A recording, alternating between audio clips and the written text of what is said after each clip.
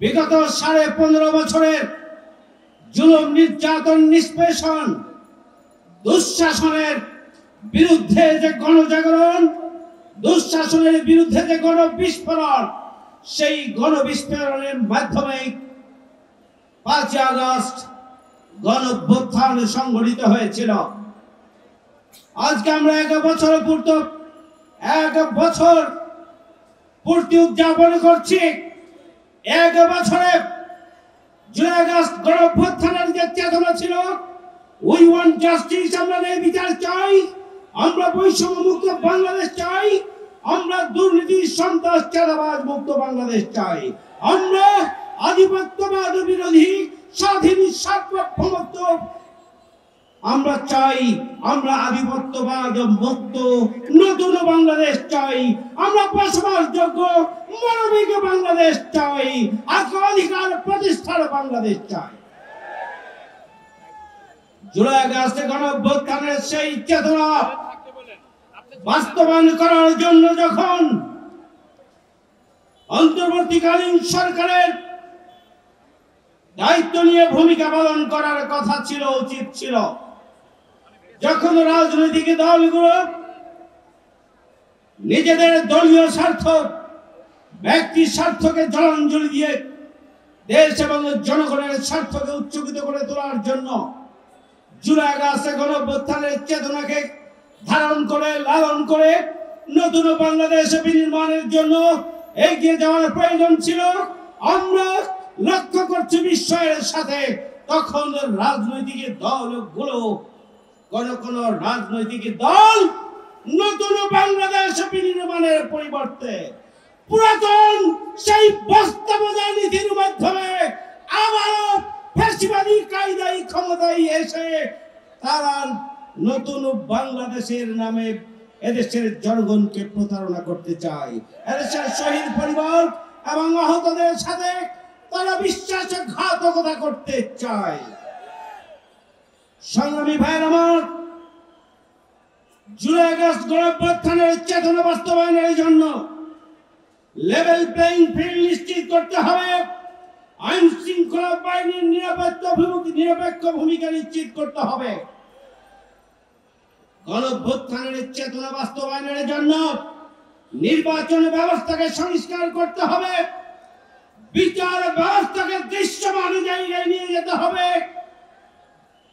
গণহত্যাকারীদের বিচারকে দৃশ্যমান জায়গায় নিয়ে যেতে হবে। পিয়ার পদ্ধতির মাধ্যমে নির্বাচন করে কালো টাকার ছাড়াছাড়ি, সন্ত্রাস এবং নির্বাচনে যে কোনো মূল্যে বিজয়ের জন্য যে তৃণমূলে সন্ত্রাস এবং অনিয়ম, সেটা রুখে দেওয়ার জন্য পদক্ষেপ গ্রহণ করতে হবে। জুলাই আগস্টের চেতনাকে বাস্তবায়ন করার জন্য প্রবাসীদের ভোট, তাদেরকে ভোট দেওয়ার অধিকার নিশ্চিত করতে হবে। জুলাই আগস্টে গণঅভ্যুত্থানের চেতনা বাস্তবায়নের জন্য জুলাই সনদকে সাংবিধানিক মর্যাদা দিতে হবে, আইনগত মর্যাদা দিতে হবে। আজকে জুলাই ডিক্লারেশন হবে, বিকাল বেলায় রাষ্ট্রের পক্ষ থেকে আমরা পরিষ্কার বলতে চাই, জুলাই আগস্টের চেতনা বাস্তবায়নের জন্য জনআকাঙ্ক্ষাকে বুলন্দিত করে কোন ডিক্লারেশন, ঘোষণাপত্র যদি দেওয়া হয়, জনগণ তা ঘৃণা ভরে প্রত্যাখ্যান করবে। সংগ্রামী ভাইয়ের আমার, জুলাই আগস্টের গণঅভ্যুত্থানের চেতনাকে বাস্তবায়নের জন্য যখন প্রয়োজন ছিল শহীদ পরিবারকে প্রতিষ্ঠিত করা, তাদেরকে রাষ্ট্রীয় মর্যাদা অধিষ্ঠিত করা, আহতদেরকে পুনর্বাসনের জন্য ব্যবস্থা গ্রহণ করা, যখন প্রয়োজন ছিল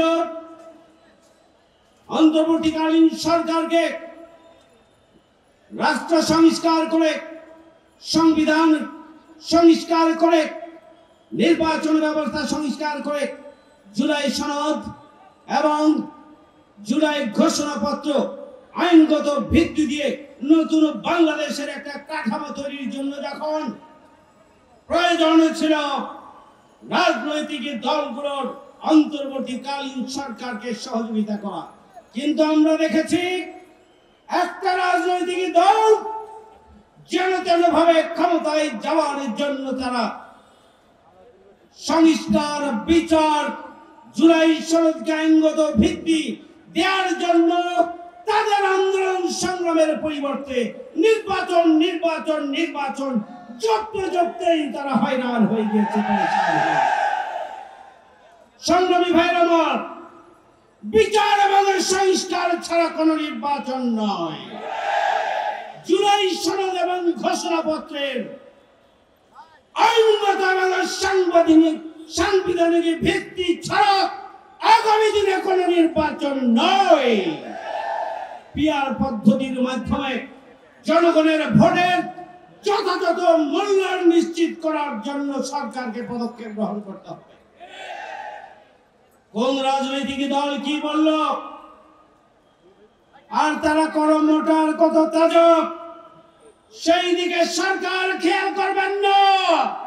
আমরা পরিষ্কার করে বলতে চাই, জন আকাঙ্ক্ষা এবং 18 কোটি মানুষের আকাঙ্ক্ষা চাওয়ার বাইরে আপনারা জনগণভাবে একটা নির্বাচন করে আবার ফ্যাসিবাদকে নতুন মাত্রায় আসার সুযোগ করে দেবেন, এমন কোন প্রচেষ্টা অন্তর্বর্তীকালীন সরকারের মধ্যে ঘাপটি মেরে থাকা কোন উপদেষ্টা চিন্তা করছেন?